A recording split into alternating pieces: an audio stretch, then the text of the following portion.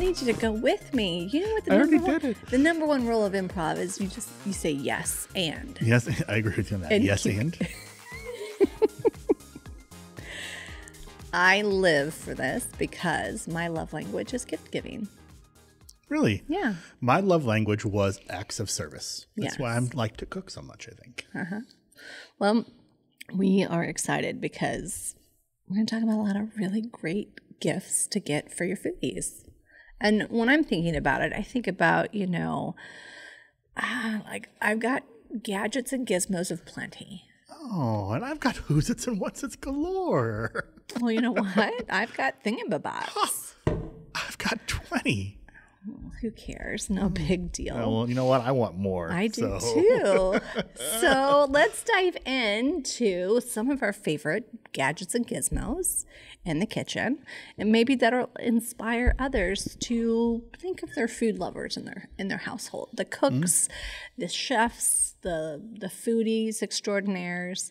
When it comes Christmas time, we live for it. Because sometimes there's always that you're always stuck on those people that you need to get a gift for, and you're always kind of wondering, what can I give? Well, newsflash, everybody eats. So something food related is something that everybody usually can use. And some of the greatest gifts I've ever received from people have been those things that I can pull out of a kitchen drawer, or I can utilize when I'm entertaining.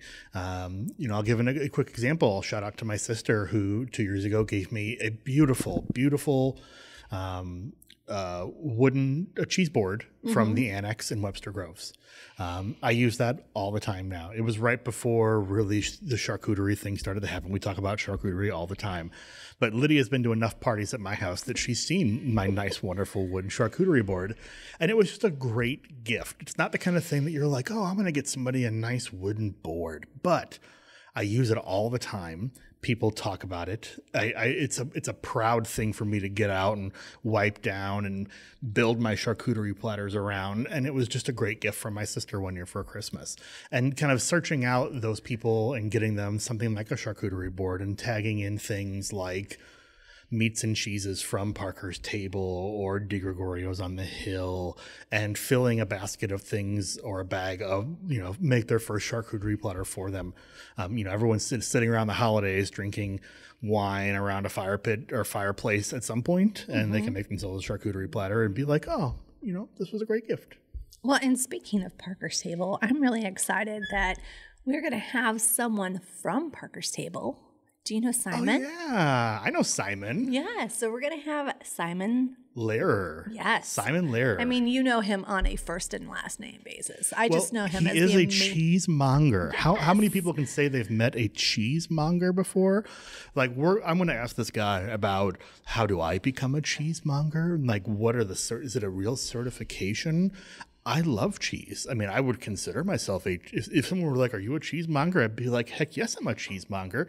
I'm probably not. It's probably like a sommelier for cheese. And it's like a whole thing you have to be certified for. I'm curious to ask him about what that means. We're going to ask him about putting together a perfect holiday platter, a great charcuterie tray, how to plan for a holiday party.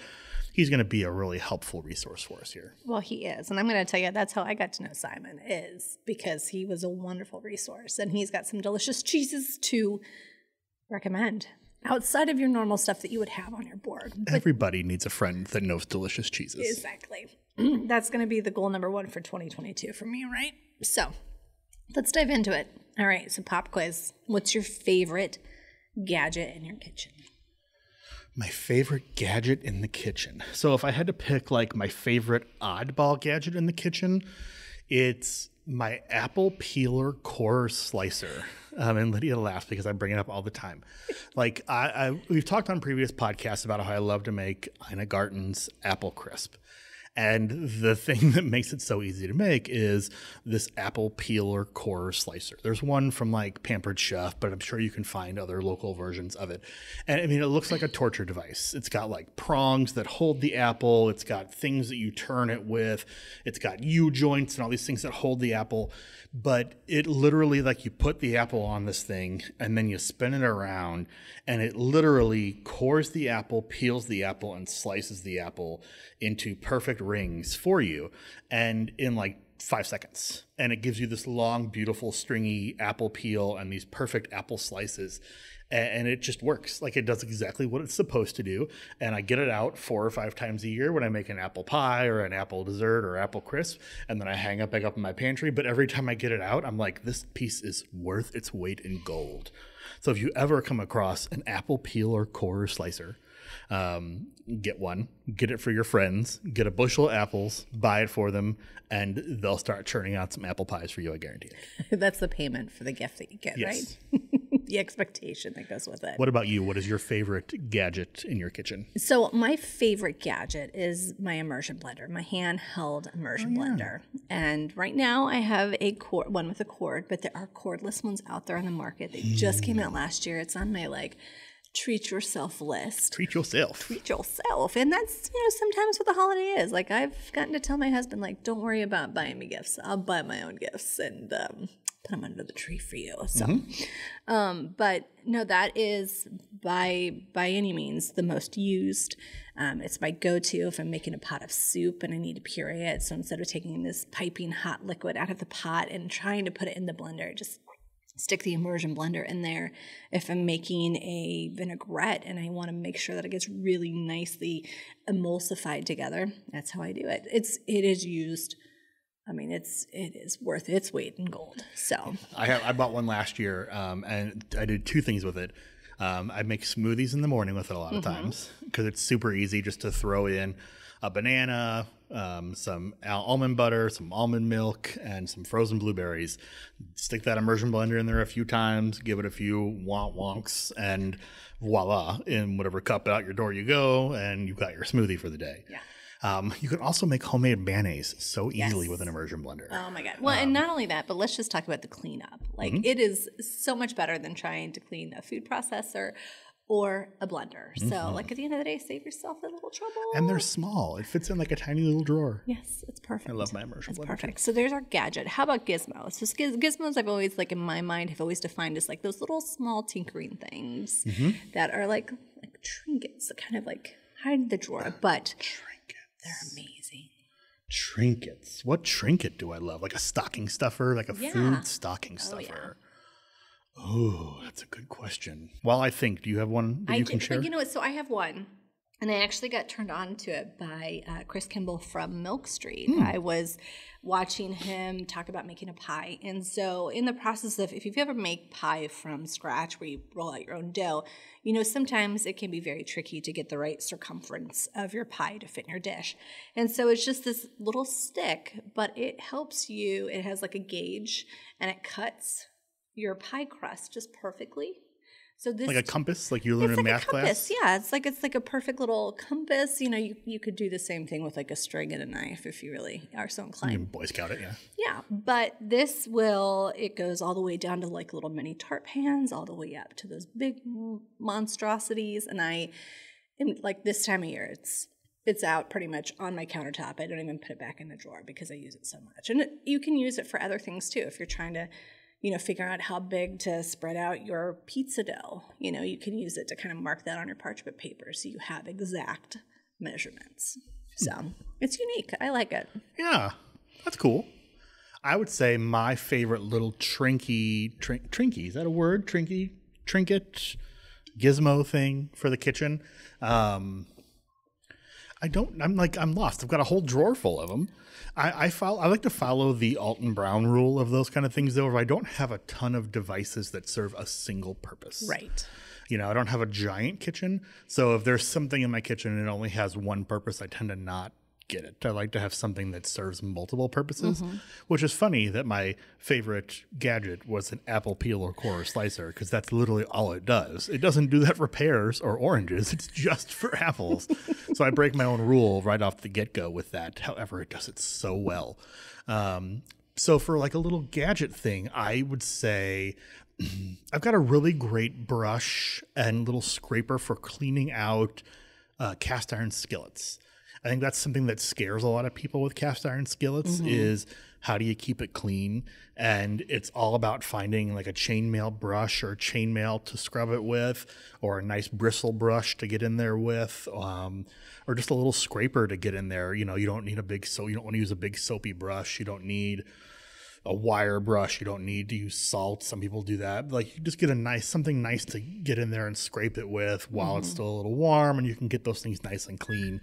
And really, by figuring out how to clean your cast iron easily and effectively, you just have opened up your repertoire of cooking utensils just by having the right cleaning equipment. Yes, well, and especially with a cast iron, because that is so important, because it's seasons, like that flavor seeps in. So if you're cooking something and it sticks in there, then the next time, if you're making like, you know, maybe a cookie, have you ever made chocolate chip cookies, a pizookie? I have not. I've seen it at restaurants before. I've never done it. It's amazing. It's one of the things I always love to share with people to do in their cast irons. And speaking of, the cast irons are a really great gift to give someone too. I was going to say that, yes. Yeah, and there are so many kinds out there on the market, but Lodge is one of my personal favorite brands. It's quality. I've had it for a long time. There's some that actually have like an enamel on the outside to kind of coat it.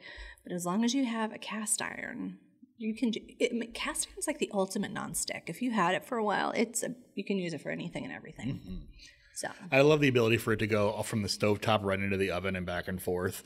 Like, that's an underutilized thing that people don't realize, is the ability to sear something and then plop it in the oven. Yes. I think people don't realize that you should do that with a lot of cuts of meat and a lot of things. Steak. Give it that flavor, give it that sear, and then finish it in the oven.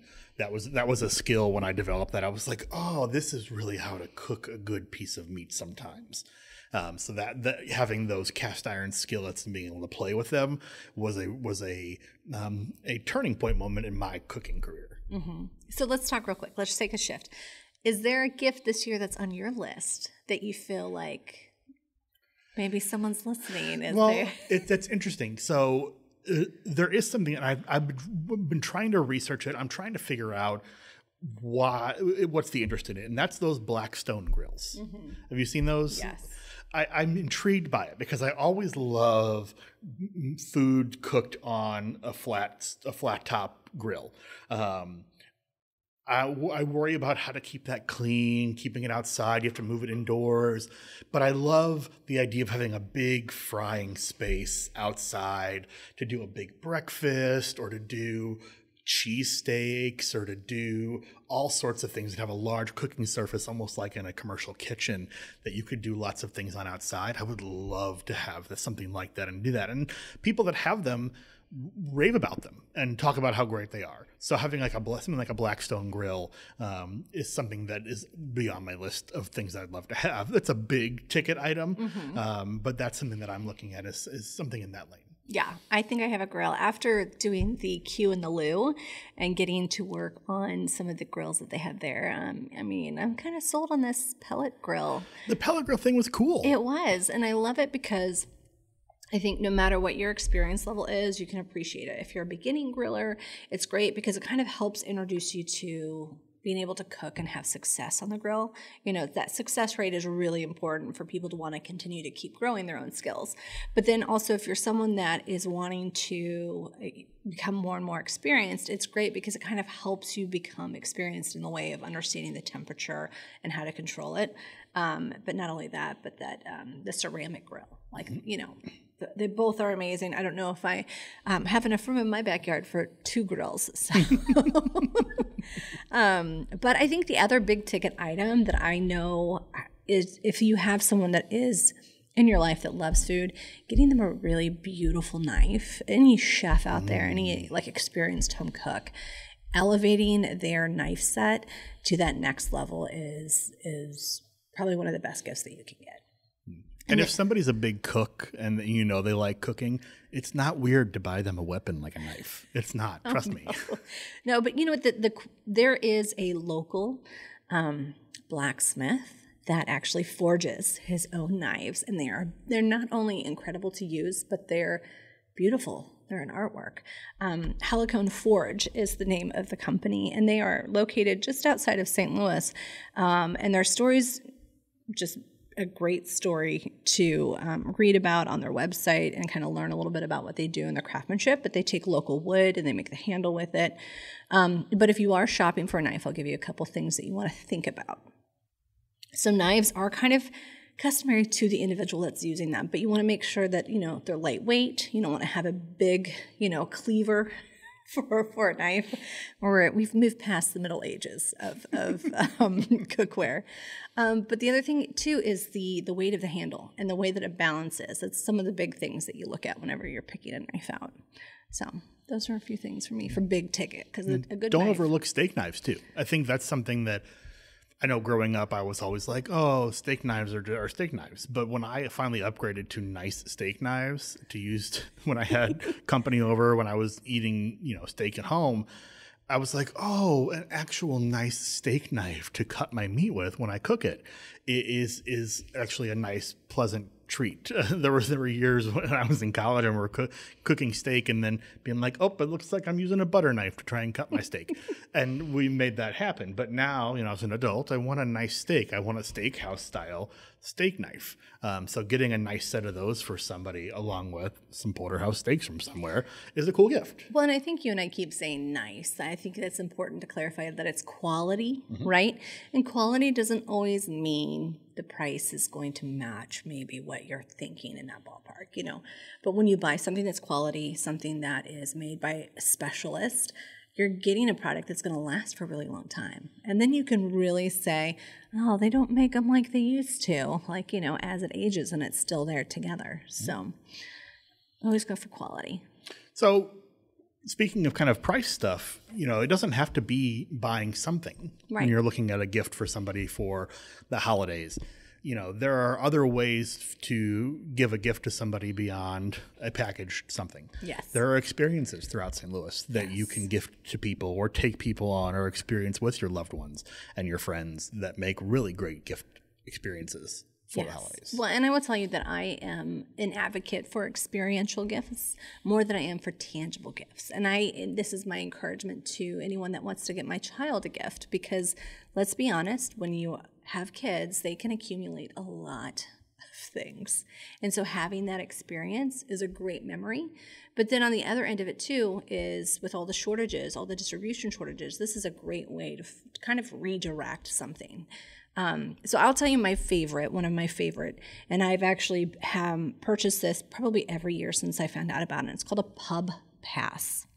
And this pub pass is sort of like a passport to local breweries and pubs in St. Louis, which we know we have an amazing craft brewery scene. Super cool. $20. There's 20 little bars or craft brews that you can go, and when you go in, you get a free beer. So it's like you can go and make yourself your own little day pub crawl and use that as your way to go in, have your beer, go to the next place, get it stamped. And then it's great because it also has a give back. So it gives back to the local food bank as well when you purchase it. Very neat. Yeah. So that's a really great gift because it allows people to explore maybe businesses or St. Louis restaurants or bars and alcohol makers that they have not experienced before.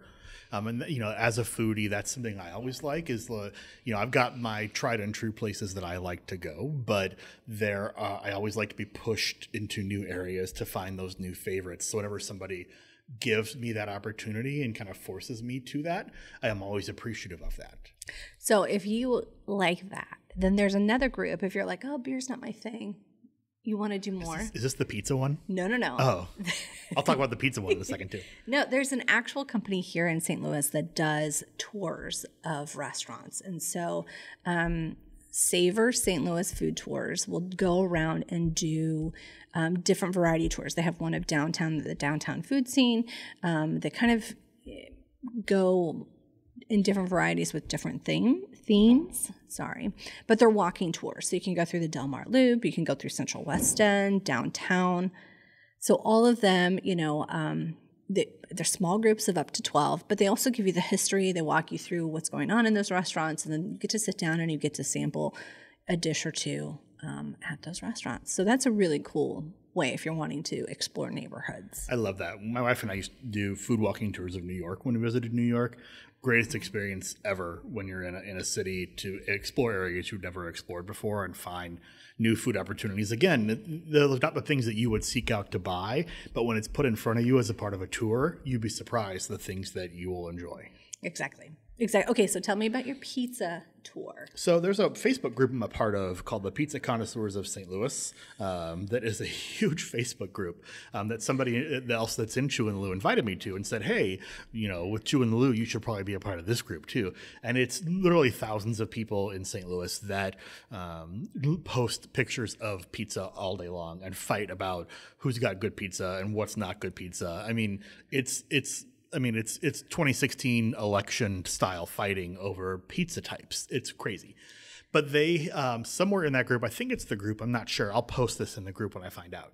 But they have created a pizza passport that has a number of pizza places that you can go through and check off and get a deal of pizza at various different pizza locations throughout St. Louis, of all the best ones as voted on by the Pizza Connoisseurs of St. Louis, I believe. And it's interesting because people will then come back to the group and check off their, I crossed this off my passport this week, or I went to Felix's in Dogtown, or Montebello's Pizza, or many of the others that people list off as the best in St. Louis.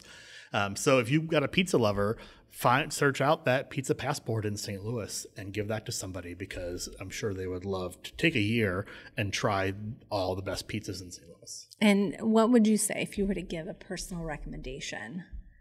Of the best pizza in St. Louis? Yeah, or is that a whole nother podcast That's a whole other podcast episode. We're not even there yet. Yeah.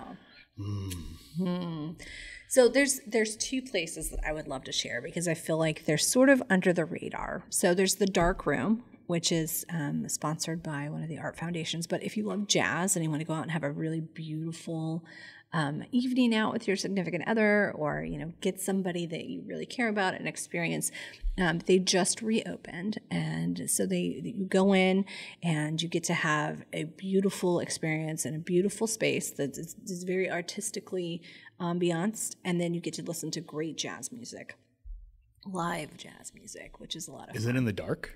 The room is fairly dark itself. Yes. I've heard there was a restaurant in St. Louis that was called the Dark Room or something like that, where you literally ate your meal blind in complete darkness. Yes, that is it is a thing. But usually those are like pop-up restaurants. They're not something that has a long shelf life of sustainability. This isn't like eat your food and listen to jazz in the complete darkness. Right. That would be a whole nother thing. That's sensory overload. Yes. The other one is that, did you ever watch the movie Lost in Translation? Yes, I love that movie. Okay, so you know that whole scene where they're in this karaoke lounge and they're, Yes. Yes, and so there is an actual Asian karaoke lounge here in St. Louis. Yes, there is. Why have I not gone? And they have the option for you to, obviously sing in a lot of our native tongue in English, but they also have a Korean option. They have a Japanese option. And so you can book these rooms, and basically you and your group get to sing and go crazy. You can wear a pink wig if you want to. You can come and just have a really fun, intimate experience with the people that you're with. Where is it? So it's considered the W Karaoke Lounge, and it is down in the University City. Oh, so in the Loop. Yep, down in the Loop, off Delmar Boulevard. And they have a variety of different rooms ranging in size from a small room all the way up to medium and large, depending on the size of your group. And they've got some really cool, they can accommodate up to 40 people. You can pick your songs that you want, but just the aesthetic value of this place looks amazing. So instead of buying presents for my friends this year, or maybe my family, I can say, hey guys, we're all going to go do Asian karaoke. Yes. Okay, so here's the full list. You can do English, Chinese, Korean, Vietnamese, or Japanese. I love it. Yes. Okay, so we've got experiential stuff. So we've talked about gadgets and gizmos. We talked about some experiences, and it's all about finding the experiences that you think your loved friends, families, and loved ones would enjoy. What about actually buying food for people? So I would say if you're buying food for individuals, and depending on what it is, because a lot of people will give you nice little cookie boxes, or they'll give you a basket. Oh my gosh. I know that we're going to have Simon on from Parker's Table, but I've got to tell you, their baskets that they have there, I mean, that's kind of all that I want. It's all that's like number one on my list. They have locally sourced items that have a variety of things for you if you're a beer drinker or if you're a wine drinker, cheeses and sausages. So like you can put together, it doesn't have to be huge. You could put together just a really great variety of things for people. Yeah. I love that. I love shopping for people and getting them food things that they would never buy themselves. Mm-hmm. And I love getting things that, you know, in the hustle and bustle of the day, you're going to be like, you know what, that's a lot of money. I'm not going to spend that amount of money for that ingredient. But if somebody buys it for me, I would love to try it. I love buying those kinds of things for people. An example would be like Beast Barbecue in the Grove on Manchester. They've got a shop, and there's a couple others like this in the area. Bolliard's Meat has a shop like it in Maplewood, but they sell a smoked olive oil. I would never go to the grocery store and say, oh, check smoked olive oil off my list. But if somebody bought me smoked olive oil, I would love to play with it and do something with it. You know, there's lots of those kind of things where I would never be like, oh, I'm going to pay $18 for a bottle of this kind of honey or that kind of balsamic vinegar or this kind of caviar even. I mean, like things that you're just not going to go to the store and buy. But there are shops and locations all throughout St. Louis that are specialty food stores, small places that have neat, interesting meats and cheeses and ingredients and markets with just cool, lots of times locally sourced hot sauces or barbecue sauces. I'm thinking like Blues Hog Barbecue out in Washington, Missouri. Oh my gosh.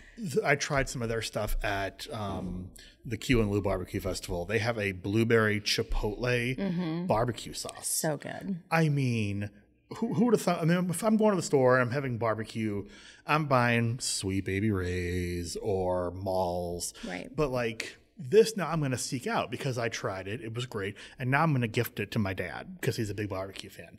Blueberry chipotle barbecue sauce because it hits the sweet notes. It hits the smoky notes. It was great stuff. Again, it's not something that somebody's going to seek out and buy, but they're going to get it and they're going to really enjoy it. Yeah. And I know they're going to enjoy it. So like, for me, like you're speaking my language like that, I live to go to these kinds of stores. And so like Vom Foss over in Maplewood, I mean, like you could walk down the street of Maplewood and hit Pinsy's Spice Shop. And then you could walk down to Vom Foss, which they have a tremendous variety of flavored vinegars and oils and brandies and bourbons and wines, which, you know, they all have in-house. But what I love about Vom Foss is they have these little really cute sample, but they have like three, they have an oil, a vinegar, and they might have another item in there with a recipe. So it's great because you can give someone, you can get these specialty items and you're like, what am I going to do with this? Yeah, what am I going to do with apricot white balsamic vinegar? Exactly. They'll be like, oh, you pair it with raspberries and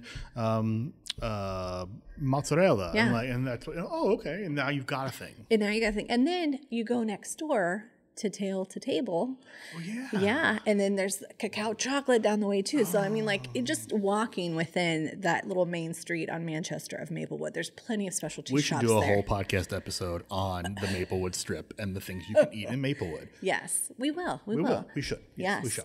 And the other great place, like Pastaria, has a little shop, and then the Annex. I know that you and I have talked about the Annex, but I will tell you the one thing about the Annex: when I go there, I'm always buying something new because they have a whole wall of their store just devoted to either items that they have made, specialty honeys and jams and pastas, and they have an Asian section, but a lot of it is locally sourced. So when we talk about giving food, because I know there's always that concern of will it go bad or how long do we do it? One thing that I have always loved is getting like a cookbook and then someone buy me a gift card with it. So like if you're getting into barbecue, right, give me a gift card to one of the local butchery shops so then I could go. I mean, didn't you get a gift card from, was it Boilers? What was the meat shop that you got a gift card to? Oh, my brother-in-law gave me a gift card to Bolliard's Meats in Maplewood. Yes. Yeah. When my sister gave me that amazing from the Annex, or from what's the Annex store next door? Oh, Civil Alchemy? The Civil Alchemy is where it took from. Got me that cheese board from Civil Alchemy. She also got me a gift card to AO & Co. A.O. & Co. is the specialty food store from Ben Paremba. Ben Paremba owns Nista, Olio, Alia, big restaurateur, Benevolent King in Maplewood.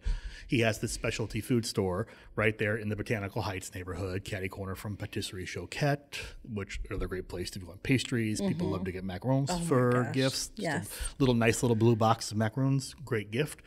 But he, little tidbit about A.O. & Co. as a specialty food store, they sell Food is Love soups from Chef Lasse Sorensen on Food is Love. Now, is it freshly made or is it like dried packets? It's freshly made, like where you got to warm it up, but like soups from his restaurant over in Carbondale. That sounds amazing. Yeah.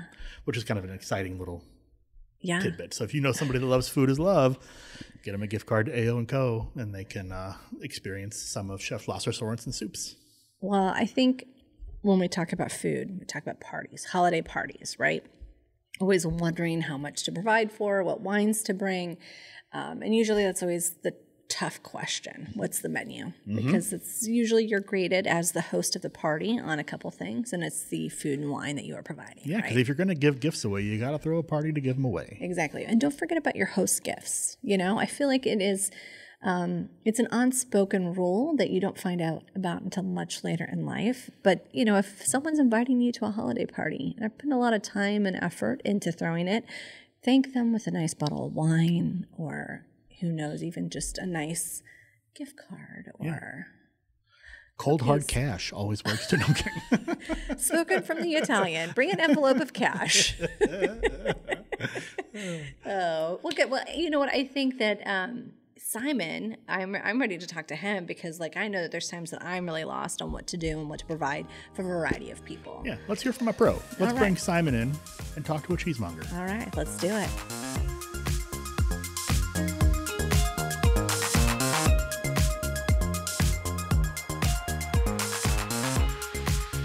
All right, and we are back.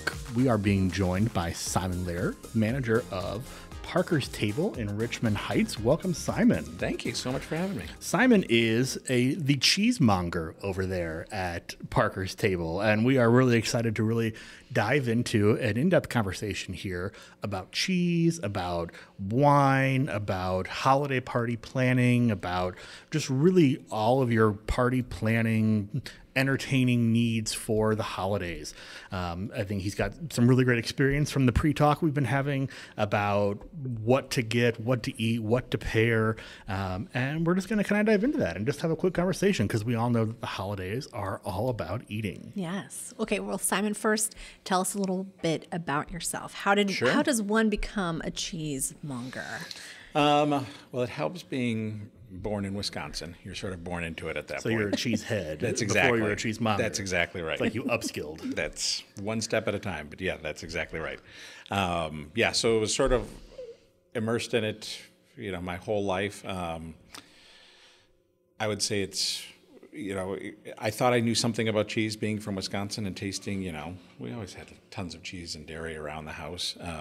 Also, grew up on a farm, so was around the animals and, great food and huge gardens and that kind of stuff. And then got into the food industry, worked in bakeries and started doing some promotions for liquor and that kind of stuff and realized the world was a little bigger than I thought it was. And initially, my first true job as a cheesemonger was at the Wine Merchant. And I got to start with a number of great people over there. And realized very quickly I really didn't know anything about cheese. There was a lot more to the world than flavored cheddars and Brick and Colby and Kojak and things like that. And the cheese curds of good old Wisconsin. Was there a moment where you bit into a cheese that you'd never had before and you were like, this is it. This is my life going forward. The clouds parted and the heavens shone down I have on this you. picture of Ratatouille in my head where he's taking a bite of the cheese that his brother found and the bite of the strawberry and it's all coming together in your head and you're like, I'm going to be a cheesemonger. I would say that's every time I bite into cheese, pretty much. I would say more unusual was the first time I had one that I was like, ooh, wow, I wouldn't even know that really is cheese. That is not for me, which happens very rarely. What was that? That was That is a really unusual cheese from Spain called a Fuego Apitu, and it has a texture of sort of like what I would imagine dried styrofoam is, and then a very sour, bile-y flavor to it on top of it. So like Sounds chalk appetizing. and bile. Well, at and least it's not cheese from France, because I feel like that would just be detrimental to the French reputation Absolutely. of cheese. Yes, no. Only if it's truly going, spoiled, rotten, terrible. Yes, it's you know. stinky cheese, the better, right? That's exactly right. Yeah. Absolutely. Well, let's share real quick, because I think it's fascinating the intensive researching and journey that you have to go on to become a cheesemonger. It's very similar to a wine sommelier, and I think that's a little bit more popular in people's mind. But there's a whole process to be coined and to be appointed as one. Yeah, luckily I started, started this journey 25 years ago, and so back then the industry was much, much smaller. We were still really getting our first artisan cheesemakers, just getting going, especially in Missouri. That was one of the reasons why I stayed in Missouri, actually, was the fact that there was so little cheese industry here in Missouri, and the laws were very open as far as using raw milk and using really high quality ingredients. And, things have changed over the years and over the decades, but Missouri has always been very good about, because things don't change as quickly as some of the other states and there's not as much of an industry here, the rules don't get changed as often. And so you are allowed to do things that they were doing hundreds of years ago. And so a lot of those artisan products are now being able to be produced here in Missouri because we still allow for the use of raw milk, and primarily that a lot of places don't, like Illinois, allow you to do. Yeah. Or places like Wisconsin where you've got to have 20 years under your belt before you can even attempt to become a master cheesemaker and start your own process. So Missouri has always been really liberal in that, and so it allowed for a lot more experimentation and people tasting and showing off, really interesting wares. Yeah. What are some good Missouri cheeses? Because you're saying that we've got some unique here. The newest ones that we've seen are from Grissenthaler, which they are just south of Springfield. I've never been down there. I guess they're in a small town called Ava, Missouri, which is right on the Arkansas border. Yeah. And they have been doing, he's a Swiss immigrant and has been coming up with some beautiful cheeses. The two that we have right now in the case are the Santis and the Grissenthaler. But yeah, the Grissenderry is one of our new favorites that just popped up. And of course, you still got Goat's Beard and Beachy.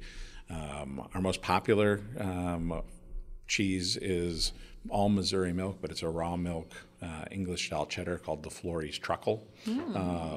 But there's all sorts of really great cheeses that are being made in Missouri right now.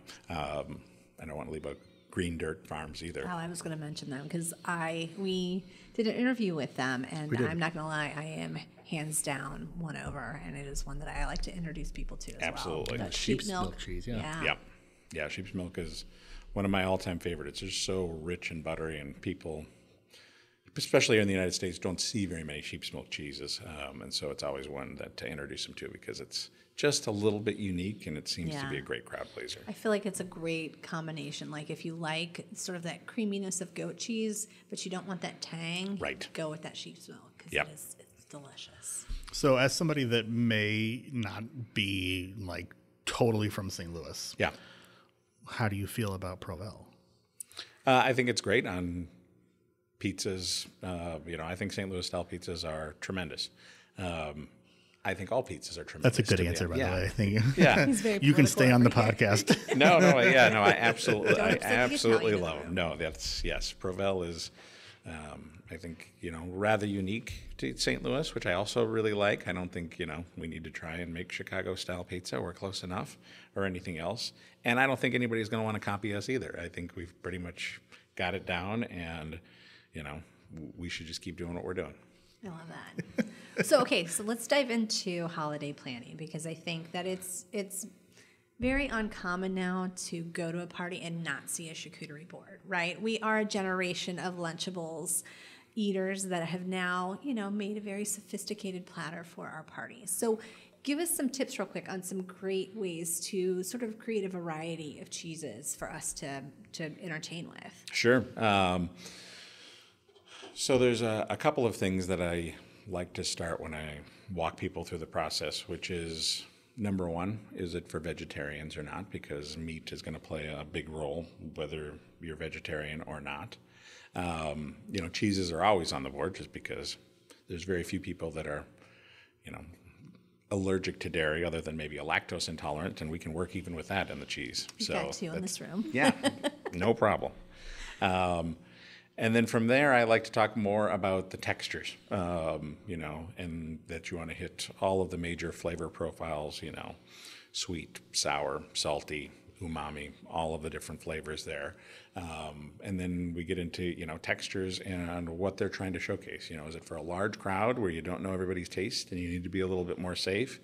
And then most importantly, what do they like? Because they're bringing it, and so I want to make sure that everything on there is something that they like. If they don't like blue cheeses for some reason, don't put it on there. I get that a lot of people like them. I love them. But if you don't care for it, don't put out things that you don't care for, don't want to talk to or speak to.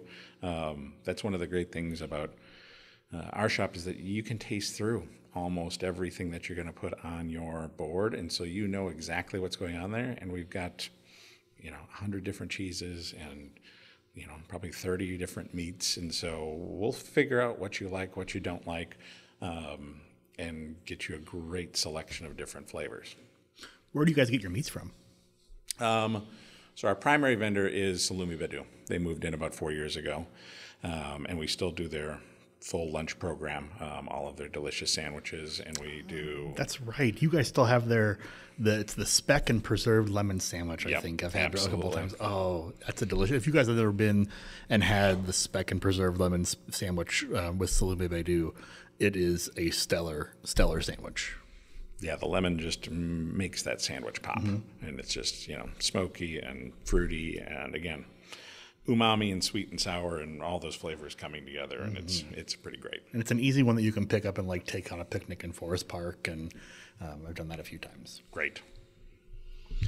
So we're talking about meats and cheeses. What would be a great, sort of surprise? I always like to have one that people have never tried before on my board. What would you say is a great favorite crowd pleaser, but it's also something that's uncommon that people haven't been introduced to yet? So on cheeses, I would say, like I said, the most popular one is that Florey's truckle. It's something that is, a local touchstone. It utilizes the raw milk, but it has those cheddary backbone flavors, but it's so much more complex than almost any other American cheddar that's out there. I mean, there's a couple of other, the Beecher's Flagship and, Hook's 12 year. There's some other really great American cheddars, but it definitely stands out as one of the top American cheddars. And then, going further than that, I think it's world class. So I think that's always a surprising one for a lot of people.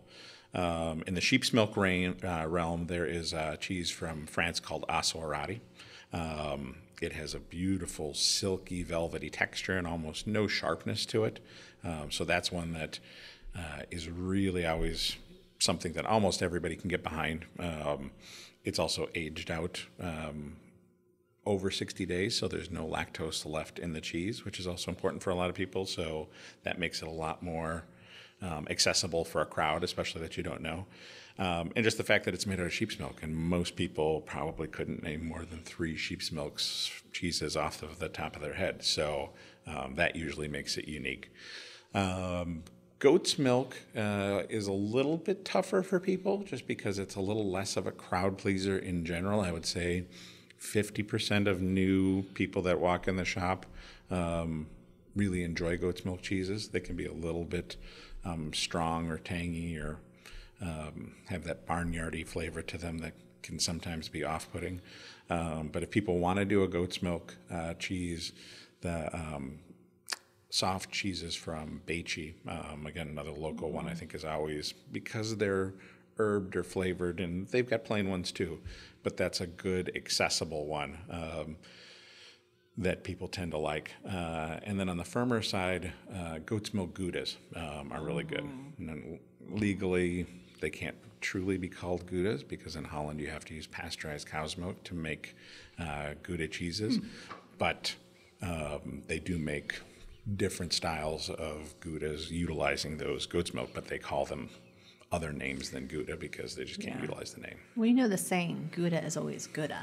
So, sorry, that's always... I feel like I've had a goat's milk Gouda. I feel like it was at your house on a charcuterie board at some point. I remember being like, I don't think I've ever had a goat's milk Gouda. And I remember that stuck in my head as something that was delicious. I've been known to have because I some love very goat's good milk cheese. cheeses in my house. So really quick, I always think it's interesting about the aging process of cheese and how that really does make a difference when you are purchasing cheese, the flavor profile. So what does the aging process do for cheese? So there's a number of things that it does. Primarily, it allows the cheese to become drier. So it evacuates moisture over time, so all of the cheeses get firmer and more concentrated over time. That's probably the most distinctive thing and the most common thing that happens in all cheeses. The bacteria continues to work within the cheese, though, as well. So whether you've introduced bacteria actually to the milk or to the curd, or molds to the outside or to the curd itself, or just allowing the natural molds from a cave ripening process to occur, any of that microbiome on the cheese can really adjust the flavors. So in the case of wash drying cheeses, then you're also just making sure that some things don't set up and molds don't set up, and that you get more bacteria, and so you get different flavor profiles to that as well. Plus, they change the smells of the cheeses as well, which is also important, because if you walk into a room with a great cheese board, oftentimes you're going to smell it before you see it. I mean, they can really get pretty potent. When we open up a cheese shipment, you know it real quick because the whole store smells like, Well, and I think it's important to Like feet. yeah, the feet of angels. talk about how that feet of angels. bacteria is also kind of forming umami sort of flavor profiles Absolutely. within our cheese. And Yep. so it's not bad. But then also the European cheese is very different because of their pasteurization laws, right? They allow their milk to sit for a little bit and get cultured before they process, right? Yeah, so the laws are the same for as far as what we can taste here in the United States. Sure. We've got to bring all of the legal cheeses in there. So when you're over there tasting, there are cheeses that we can't legally sell over here. So true Brie de Meaux is a cheese that, people, legally can't taste here in the United States, and rarely makes it over because of that. And that has a much fuller, more distinctive flavor than most of the bries that come over. Now, as long as the cheeses are made properly, here in the United States, we have spectacular examples of raw milk, soft ripened cheeses. It's just the process of bringing them over. Usually they come by boat. Well, by the time they come by boat, they're spoiled, and so they're just not as fresh as you want them to be. We're starting to see people air freight them in and try and work that out, but still FDA is real sticky about that kind of stuff, and if they hold them for too long before they certify them, they spoil too, and that really exacerbates the cost of bringing cheeses over like that. Cheeses like Vacherin, Mont d'Or, those things just never get brought over because people worldwide want to eat those cheeses, and why take the chance of sending them to the United States and them being destroyed?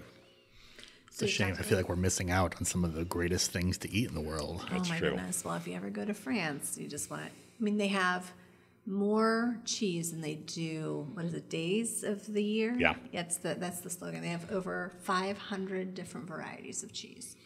Heaven. Yes. I love it. Okay, so we've talked cheese. We've talked a little bit about meat. Let's talk about wine, because I feel like that is more of what we're interested in. It's when the we go piece to that pulls parties. any good party together. Right. It does. So what would you recommend if someone is planning a party, how to select a variety of wines to please a crowd? So when we're putting parties together, we usually do 4 different wines, sometimes up to 6. But if we do 4 wines, we really look at the season. More people drink whites and rosés in hot weather and reds in cool weather. Also, the time of day plays a little bit of a sparkling wine if you're going to be drinking in the morning. Big reds later in the evening. So that definitely plays a little bit into it as well. But either 1 or 2 white wines and 1 or 2 red wines, with a rosé always in the middle, and then sparkling and fortified wines are sort of your wild cards, depending on the party and what the interest level is for people, and how adventurous they are. Some groups just will never drink sweet wine. Some groups only drink sweet wine, and so knowing your crowd is very important. Yes, for sure. Well, we already know that your wife would have Sauvignon Blanc on her menu. Sav B, as they go. Yeah, I can't go to the grocery store without being like, hey, can you get me a bottle of Sav B? That's the line. Those are definitely the hot wines. Ever since the pandemic, people used to drink Pinot Grigios and Chardonnays, and Sauvignon Blanc has well surpassed all of those. When people all of a sudden were put to the test and like, no, you're just picking something for yourself. What would you like it to be? Sauvignon Blanc is where most people. My wife is on trend. Congratulations, wife. Okay, so I gotta ask: is Merlot making a comeback? I feel like we're not drinking any damn Merlot. I know that poor statement plummeted any sort of interest in Merlot, and Totally. It's actually a great wine. It is. But I just wanted to ask: do you feel like enough time has passed that people have forgotten? Yes, I absolutely think so. It's not nearly where it was. 25 years ago, the Merlots were definitely, I don't think the statement was wrong back then. There was a lot of overproduced Merlot that was not that interesting, and there wasn't a lot of great Pinot Noir. Now the roles have really reversed. Pinot Noir became such a darling, and is now probably overproduced, and Merlot is the opposite way, where they couldn't give it away for so long that the only ones that have survived are pretty amazing, and are much better values than a lot of the inexpensive or more well-known Pinot Noirs. Yeah. So we're going to change that now and say, I'm not drinking no damn Pinot Noir. That's right. That delicate grape that can't stand the rolling fog over the hills, right? No, but what I love about Merlot that I don't think a lot of people realize is it's also the wine choice that's usually blended with a lot of reds, right? Mm-hmm. Like it's very versatile, but it adds just some great roundness to some of the heavier wines. Absolutely, it's one of the big 5 in Bordeaux, so it was always traditionally blended, and you still, I would say, you saw it more blended in a lot of the California wines, again because the prices were ridiculously low on it, that it added a lot of complexity and a lot of interest to less expensive wines, because all of a sudden, in California, you only have to use 75% of whatever you're actually putting in the bottle to call it that. So when Cabernet and Pinot Noir are expensive, you can put 25% of Merlot that literally they're just dumping in there and still call it Cab or Pinot or whatever you want. So it is. I did not know that. That's fascinating. Yeah. So what's the new trend with wines? Like, what are the new wines that are coming out that are kind of sort of creating the buzz? The 2 hot terms, I would say, are orange wine and natural wines. Yeah. Those are definitely the 2, and they definitely coincide a little bit with one another. But those are definitely the 2 hot things that people walk in and ask for on a pretty regular basis. And there was a blue wine out of Spain, wasn't there, at one point? It could be. I'm not familiar with. What's an orange wine? So the way I like to describe orange wines are, most people are familiar with rosés, which are red wines made like white wines. Orange wines are white wines made like red wines. Oh. And so they are stronger, more full-flavored versions of their white wine counterpart. Oh, okay. I think I'd like that. Yeah, they're very interesting. The wines that you'll have at your next party. The wines that I would say most people are familiar with that are orange wines that are somewhat of a bad example, because most people have a negative connotation of them, are sherries. But sherries are all made in an orange wine fashion. See, now they're I also love sherry. fortified, and so and a lot of times sweet. So a lot of people get the wrong impression on orange wines in general. But those are the wines, those are the flavors, those nutty, rich flavors Yeah, I think I'd like that you get in a lot of the orange wines. Do you feel like vermouth will ever come back as its own individual order? Because for those that may not know, vermouth is actually a wine. So you want to keep it refrigerated, otherwise it will spoil and turn into vinegar. So martini drinkers out there, this is for you. Get a small bottle, not a big bottle. That's right. But it used to be ordered and drank like port and sherry, where it was kind of like its own. Yeah, there still are great aperitif. vermouth bars in Spain, and Yeah. they're becoming more popular in Europe right now. We definitely see more people interested in vermouth. I would say that still the majority of the drinkers use them for making Manhattans. And because of that, the Carpano, which is one of the few that is shelf stable, you don't have to consume in a single sitting. That is still, the original is still, in my opinion, the best. But we're seeing more and more interesting things being brought in from especially Spain right now. Not so much France or Italy, but especially Spain, that are beautiful bottles of wine. Again, like sherries, they're also typically adulterated a little bit, and so the alcohol level is a little bit higher on them, so you have to be a little careful with them. And I would say that's one thing that is trending too, is a little lower alcohol volume or alcohol in wines in general. When people consume, they want to have a few glasses, and so if it has a little less alcohol, that usually works better. Yeah. So if I'm throwing a party and I know I've got 12 people coming over and I have no idea what to do, can I walk into Parker's Table or some other store similar to it and find somebody and say, help, I'm having 12 people over, I need to entertain, help me put something together? Totally. Is that something that you guys would be able to do? And Totally. just say like, okay, do they need to eat? Okay, here's what we recommend. Do they need to drink? Here's what we recommend. I think that's a super important part. I think most of the small independent shops, especially in St. Louis here, whether it be, the Wine Merchant or Wine and Cheese or Stars or any of those ones, that's exactly what we do. Is we want to, when you walk in the door, wave, say hello, and take you by the hand throughout the entire store, and give you that overview, and then, have you shop and poke around and find some favorite things, but then come back and talk to you about like, oh, I see you like this and that, or, these are things that seem to be missing. Are you putting together a party? How many people are you serving? What are you trying to accomplish? What time of day? And then walk you through all of that, because I love it. We have all of those, numbers in our head, one drink per person per hour, is where you want to be for, an Irish wake, and Yeah. half of that for a baby shower. I have this mental image in my head of me walking in and saying, I need help. And you like grabbing me by the hand and us skipping down the cheese aisle Yes. to like try cheeses and being like, try this one and try this one. And me just engorging myself on cheese and just being happy and then walking out with all the stuff I need for my party.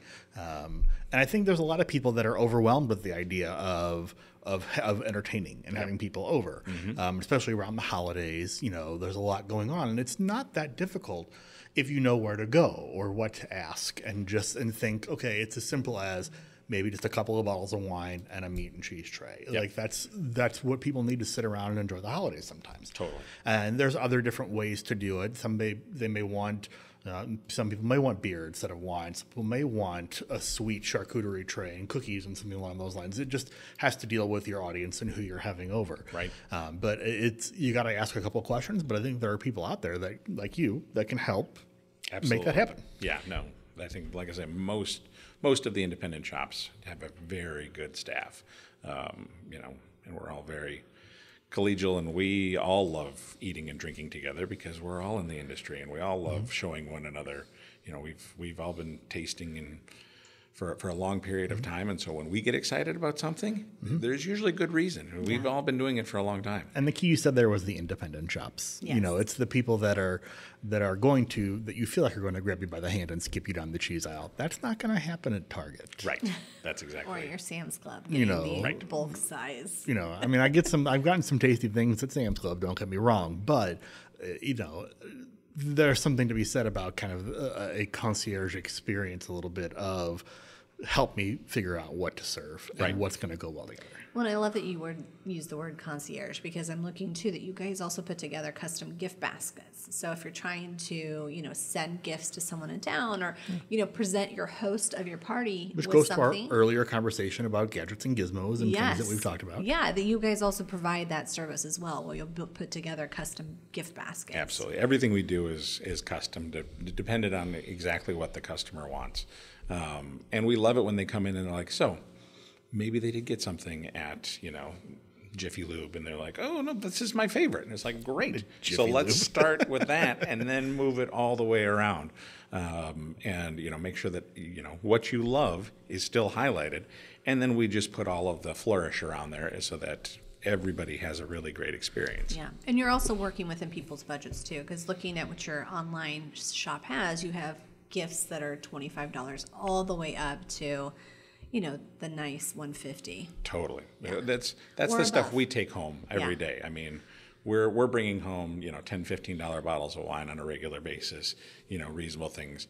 We have those splurge items and those great things for special occasions or for gifts or things like that. But that's one of the most important things that we want when the people walk in the door is we want to know what your budget is, because we don't want you to feel uncomfortable. And we know that the entire industry has a reputation for being very elitist or expensive. And there is more and more great options out there that are less and less expensive. That's one of the things that technology really helps out on all fronts, is making a lot of these products less expensive and keeping the quality very high. And so, not to say that an artisan handmade, top quality product isn't going to be expensive, but sometimes you don't have the budget for that and you're just looking to have a great time with friends or family and want to put something together a little bit more reasonable. So whatever your budget is, we can work within that. And it looks like, too, that you're a big proponent of supporting other local artisans. You have local beer baskets that you put together, which is a variety of local breweries here in town as well.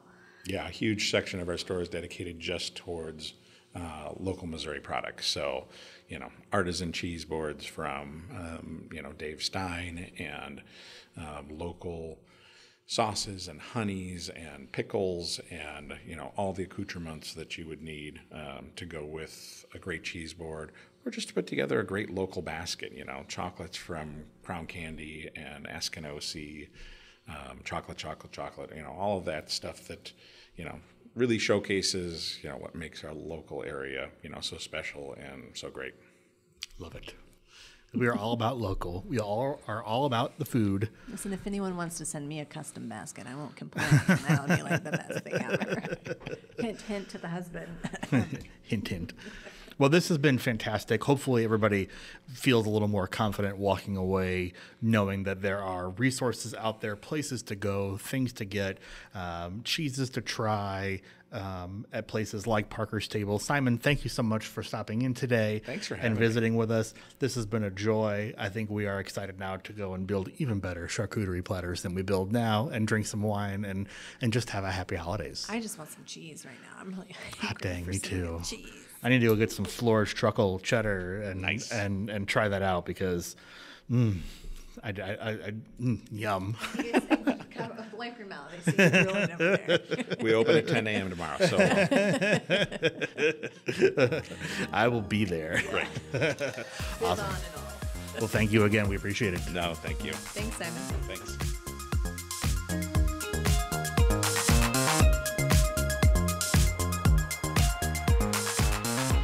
Well, that was great.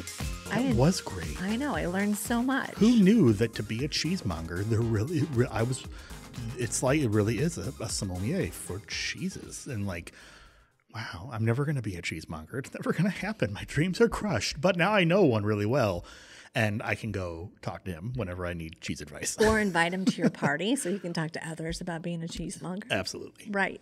Hosting a good party is about having a variety of guests to talk about different things. Absolutely.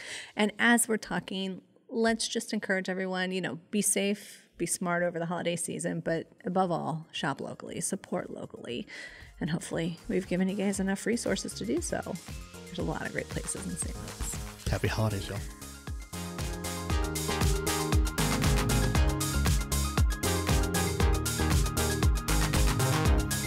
Your hosts for the Chew and Lou podcast are Lydia Gwynn And Joe Prosperi. and produced by Veronica Moheski. And special thanks to Simon Lehrer of Parker's Table for being our guest today. This is a 9 PBS production. And make sure to follow us on your podcast platform for new released episodes. Have a great holiday.